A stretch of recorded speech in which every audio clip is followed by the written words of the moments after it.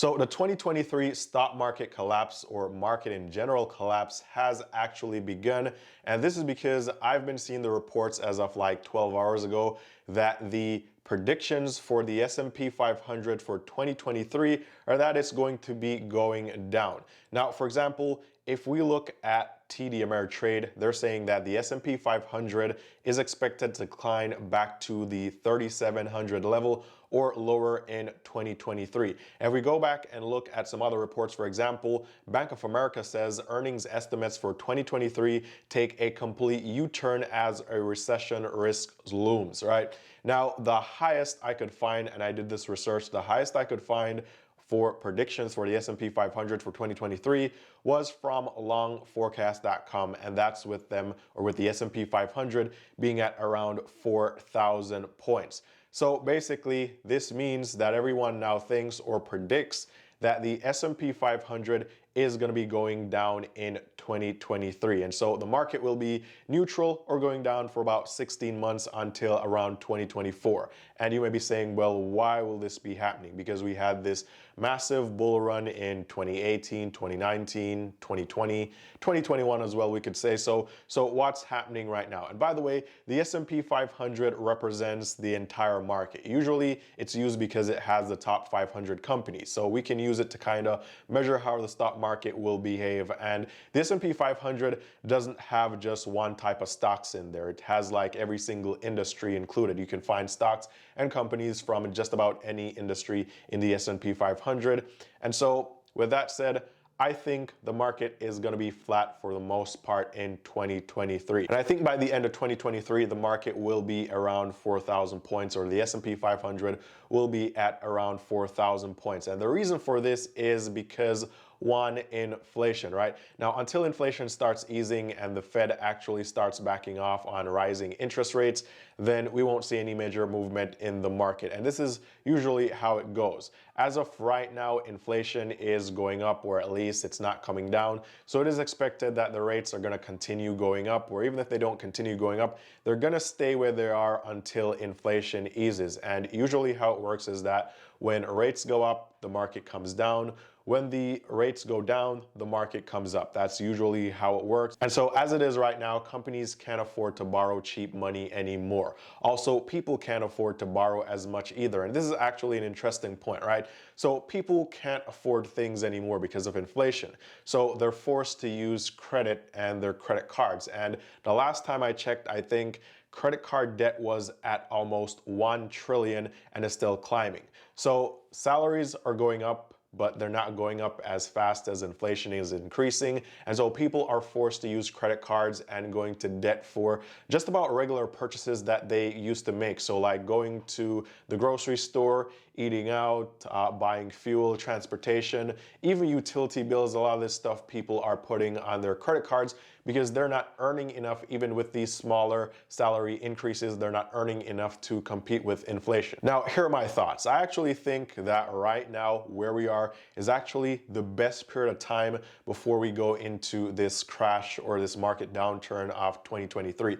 And the reason for this is because we have Thanksgiving, we have Christmas, we have New Year's, we have all these holidays that are close together. And I think that temporarily retail will be doing well, because even though people can't afford all of the things that they could afford last year, there's still going to be some increased spending when it comes on to retail. So retail will be good or better than normal temporarily, but then afterwards, there are going to be massive layoffs in just about every sector that you can think of. And this has already started. We've seen massive layoffs in tech. I think the next thing to go is going to be manufacturing and also retail. And we've seen this a lot in tech probably this week. I also saw this girl in an interview. She was working for, I think it was Microsoft or maybe Facebook, one of those tech companies. And she's been working there for like 20 years. She had what she thought was a very stable and a very secure job. She's been through multiple recessions or multiple market downturns. She's seen a lot of coworkers get laid off because of financial reasons. The company couldn't keep those positions. And so recently she had meetings where she was told that some of her coworkers would be laid off because the company was doing some restructuring and they had to cut costs. But time and time again, she was assured that her position was a very needed position and she had nothing to worry about. But eventually it came to her. She got an interview or on a Teams call with the vice president of the HR department, and she was told that they would be getting rid of her position. It didn't have anything to do with her or her particular work, like her work was okay, but they just had to restructure, cut costs,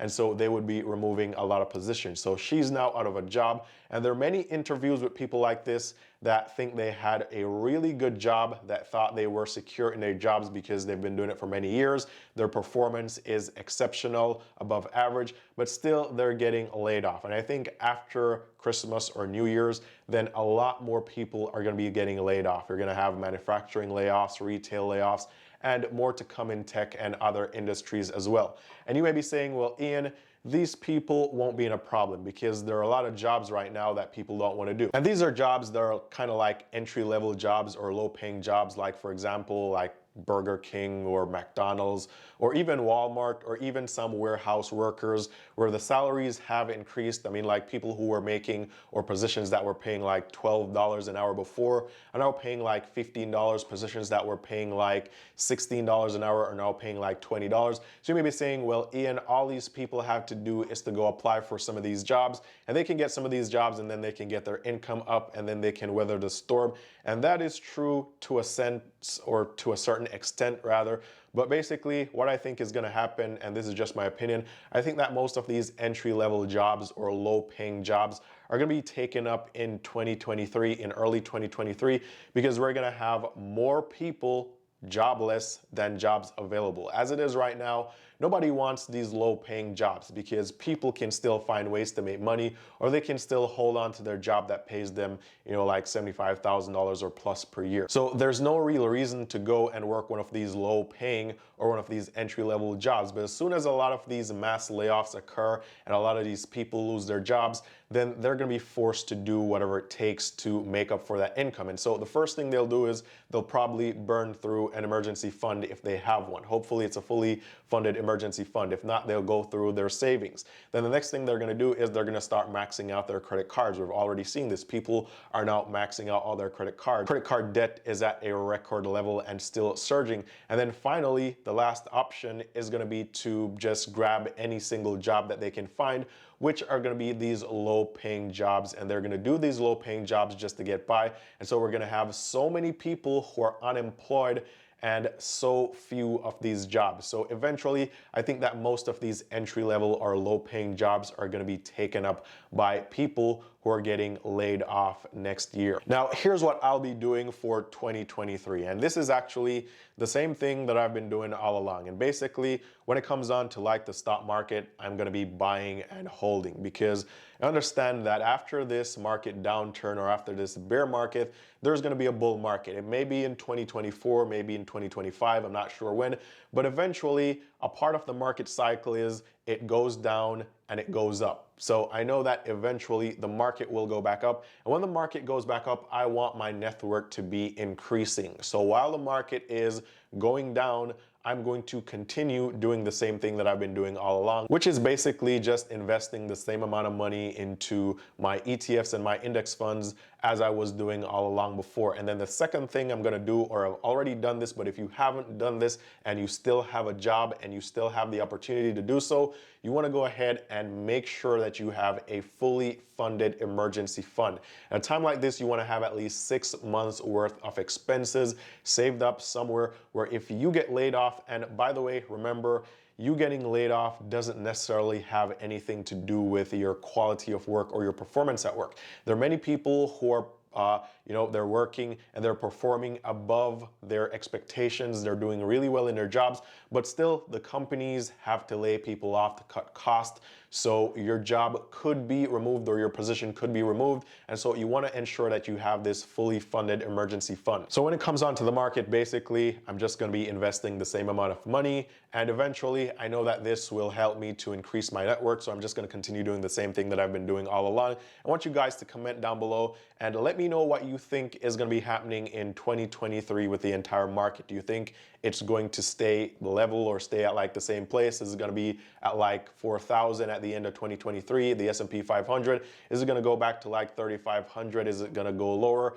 Do you think there's going to be a complete market crash? Comment down below and let me know what you guys think. So with that said, this is what I expect to happen in 2023. Share your comments and thoughts below. If you guys like the video, don't forget to give the video a thumbs up, subscribe so you never miss the updates of when I post new videos, and I'll catch you guys tomorrow in the next one.